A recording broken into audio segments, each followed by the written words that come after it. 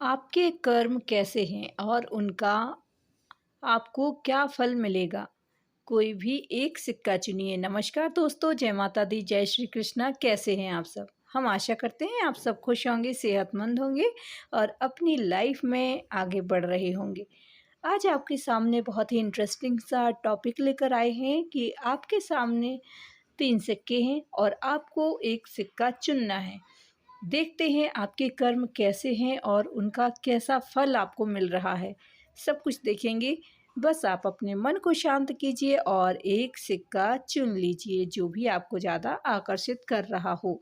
और फिर देख लेते हैं कि टैरो कार्ड आज आपके लिए क्या मैसेज लाए हैं, क्या कुछ आपके जीवन में ऐसा है जो आपको करना चाहिए और क्या ऐसा है जो नहीं करना चाहिए।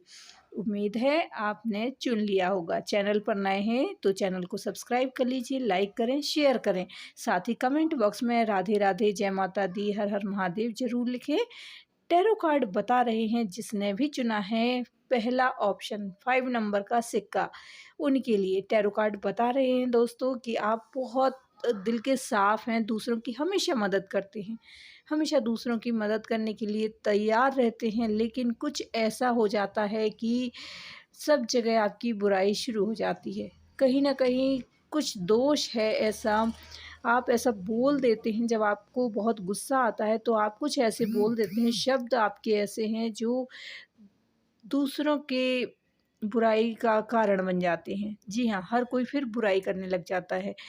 तो आपको सिर्फ़ यही ध्यान रखना है कि आपको क्रोध नहीं करना है। क्रोध में भी किसी पर कुछ भी ऐसे लांछन नहीं लगाना है, किसी से अपशब्द नहीं कहना है, क्योंकि जो भी आप शब्द कहते हैं वो इंसान को चुभ जाते हैं, बहुत तकलीफ़ दे देते हैं।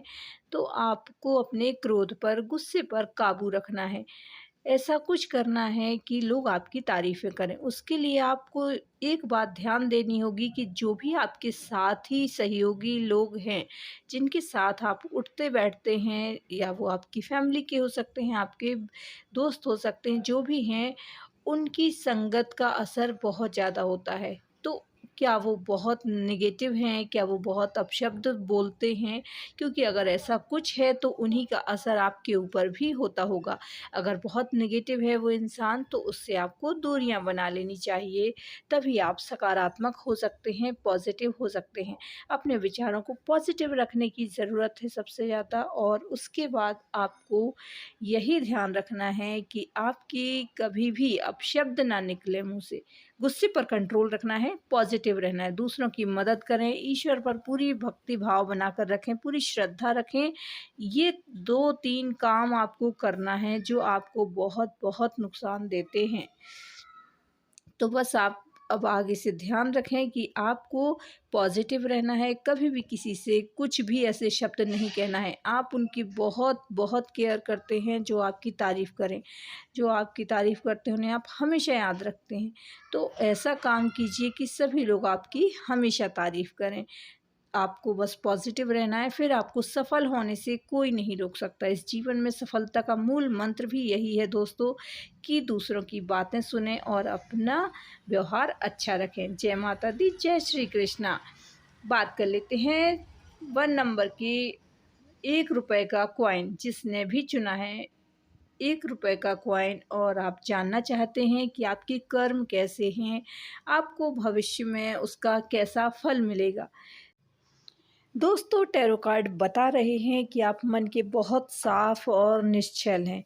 मन में कुछ भी नहीं है आपके, बिल्कुल शांत मन रहता है आपका। जो भी कोई आपको कुछ भी बताए कि आप उस मंदिर चले जाओ, वहाँ जाने से ऐसा काम बन जाएगा, आप कहीं नारियल फोड़ दो, कहीं आप अगरबत्ती लगाना शुरू करें, तो आप वही करना शुरू कर देते हैं। बिल्कुल छल कपट नहीं, बैर भाव नहीं है किसी से, लेकिन आप बहुत जल्दी दूसरों की बातों में आ जाते हैं। अपने ईश्वर पर जिस को भी आप मानते हैं, उसके ऊपर अपनी श्रद्धा रखें। पूरे भक्ति भाव से उनसे जो माँगना चाहते हैं आप माँगेंगे और फिर आप देखेंगे कि वो आपकी बात भी सुनेंगे और आपके मन में जो इच्छा है वो भी पूरी हो जाएगी। दूसरों के हाथ की कठपुतली बनकर वहाँ पे नारियल फोड़ाना, वहीं कहीं और जाके अगरबत्ती लगा देना, कहीं और जाके प्रसाद चढ़ाने से आपकी मन की मुराद पूरी हो जाएँगी, ऐसा नहीं होता है। आपकी श्रद्धा जिन पर है उन पर विश्वास करके पूरी श्रद्धा और भक्ति से उनसे प्रार्थना करेंगे तो आपको वो सब कुछ मिलेगा जो आप चाहते हैं अपने जीवन में। देखिए, पैसों की तंगी अगर आपके जीवन में चल रही है, कुछ भी इस तरह की परेशानियाँ चल रही हैं, तो जीवन में ये उतार-चढ़ाव चलते रहते हैं। बस अपने मन को शांत रखना है और ये सोचना है कि ये सब ईश्वर दे रहे हैं, ये जो परिस्थितियाँ निर्मित कर रहे हैं, वो सब ईश्वर कर रहे हैं, तो हमें कुछ न कुछ उससे सीखने को मिलेगा। इसीलिए हमारे जीवन में ये उतार-चढ़ाव आते हैं। हर उतार-चढ़ाव या हर घटना आपको कुछ न कुछ अनुभव देकर जाती है, बिल्कुल नकारात्मक नहीं होना है। ये जीवन ईश्वर का दिया हुआ है, यहाँ पर सब कुछ ईश्वर की मर्ज़ी से हो रहा है। एक पत्ता भी हिलता है तो वो ईश्वर की मर्ज़ी से होता है। आप यहाँ पर ये रीडिंग देखने आए हैं, कहीं न कहीं आपको ईश्वर की तरफ से ही प्रेरणा मिली है जो आप ये सुन रहे हैं।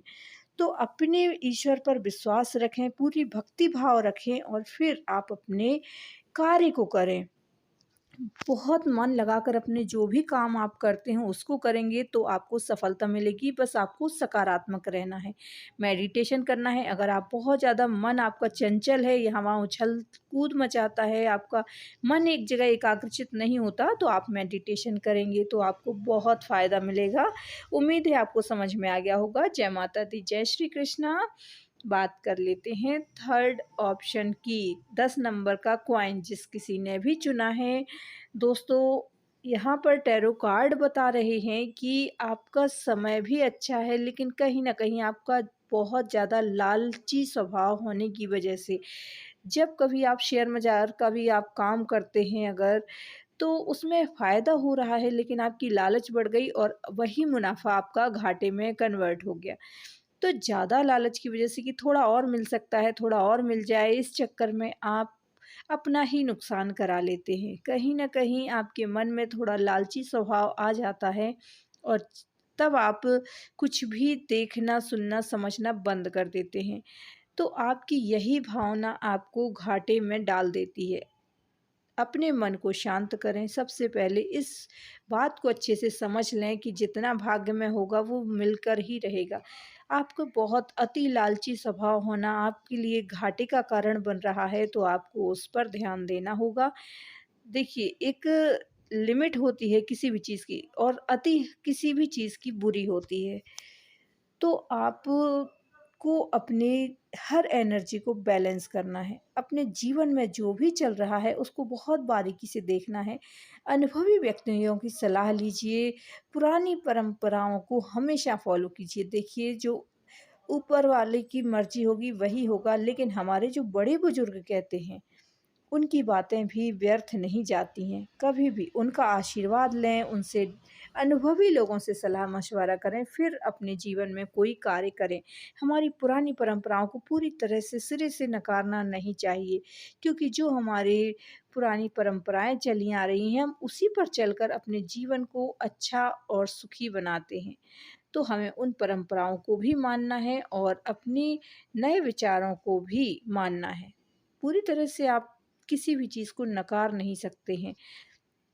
ईश्वर की पूजा भक्ति में अपना ध्यान लगाइए, बहुत ज़्यादा लालची स्वभाव अपना बदल दीजिए और ये मान लीजिए कि ईश्वर की मर्ज़ी से ही सब कुछ होता है और जितना आपके भाग्य में होगा वो आपको ज़रूर मिलेगा।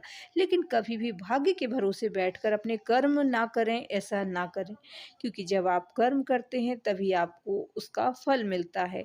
बस अपना कर्म आपको करते जाना है और सब कुछ ईश्वर पर छोड़ देना है। इस तरह से आपको सकारात्मक रहना है, दूसरों की मदद करनी है, जितना हो सके उतना भक्ति भाव, श्रद्धा, भक्ति अपनी बनाकर रखें और पुरानी परंपराओं को पूरी तरह से ना नकारें, क्योंकि जब हमारे बड़े-बुजुर्ग कुछ भी कहते हैं, उनकी हर बात के पीछे कुछ न कुछ कारण होता है, कुछ रीज़न होता है।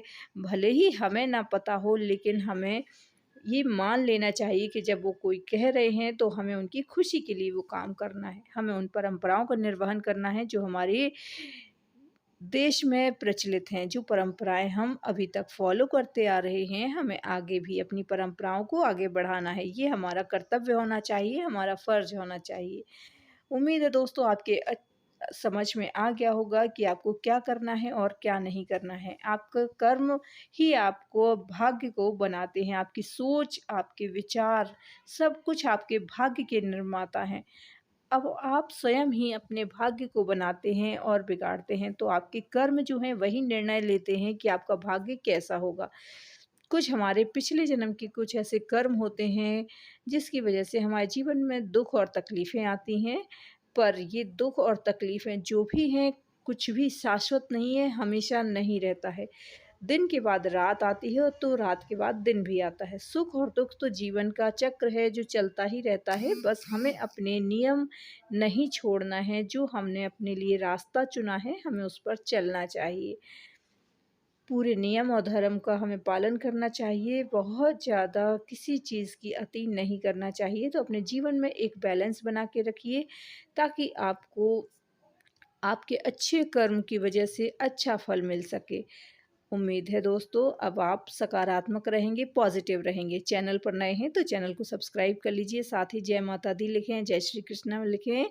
मिलते हैं अगले वीडियो